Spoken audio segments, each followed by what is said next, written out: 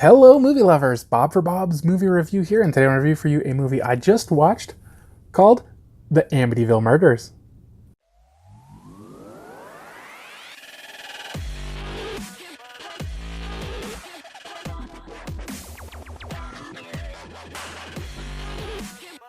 Be sure to click subscribe and click on the bell icon to be notified whenever I upload great new content. If you enjoyed the video, be sure to show it some love and give it a like rating. So this one will be releasing in theaters, on video on demand, and digital February 8th, 2019 from Skyline Entertainment. So before I started this review, I had to go back and kind of figure out what the original Amityville horror movie was about and try to figure out where this might fit into the whole story, because this movie takes place in the 70s, and I was kind of thinking, doesn't the Amityville horror takes place in the 70s?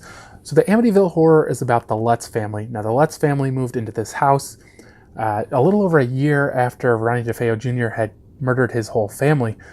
Now this movie is about the DeFeos. Now I'm not sure if they've made a movie based on the DeFeos before. I don't ever remember seeing one. This one is not rated. It has a 1 hour and 37 minute runtime.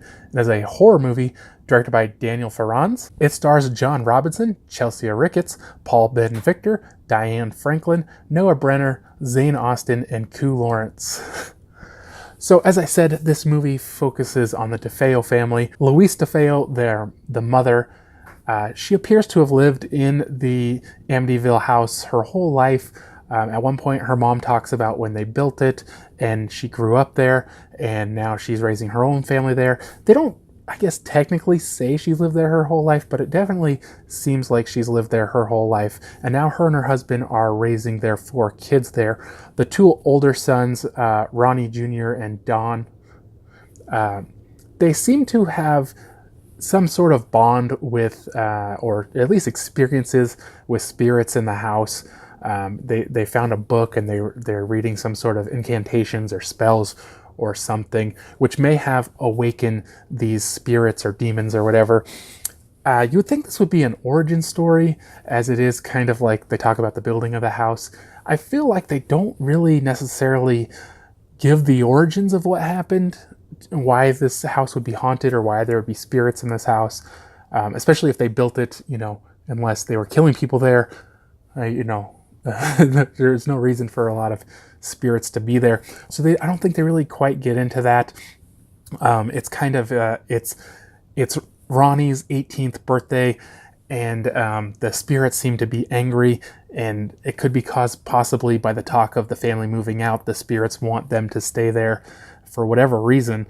And so they believe this may have caused an increase in activity.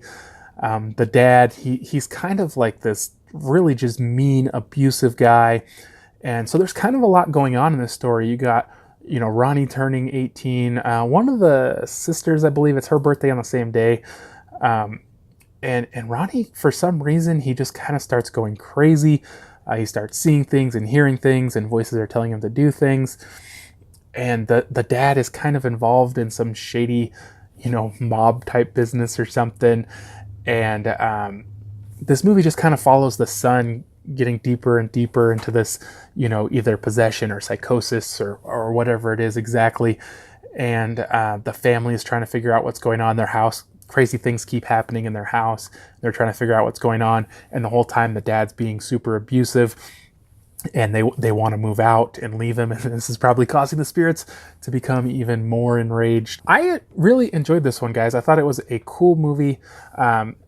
It is a little weird to say that, because it is, somewhat based on true events. But I thought the acting was really good in this one, especially from John Robinson, who played Ronnie or Butch DeFeo, and Diane Franklin, who played Louise DeFeo. I thought they were both really good in this movie. Nobody was bad, but I thought those two were really good. I thought there was some good scares, some good creepiness and atmosphere to this movie. And in a long line of mediocre Amityville movies, I thought this one ranked pretty near the top of the Amityville movies I've seen, at least. I definitely enjoyed this one, like I said. So for scoring this one, guys, I'm going to give it a 7 out of 10. I think it's a cool horror movie about the Amityville house, and I would definitely recommend you guys check it out, especially if you're into any of the Amityville movies. You know, this is a good kind of, like I say, prequel or beginning almost to the story. Hope you guys did enjoy the video. If you did, please be sure to leave a like rating. If you haven't already, subscribe for more videos. Check out the suggested videos. Check out my website, bobsmoviereview.com. And I'll see you guys next time.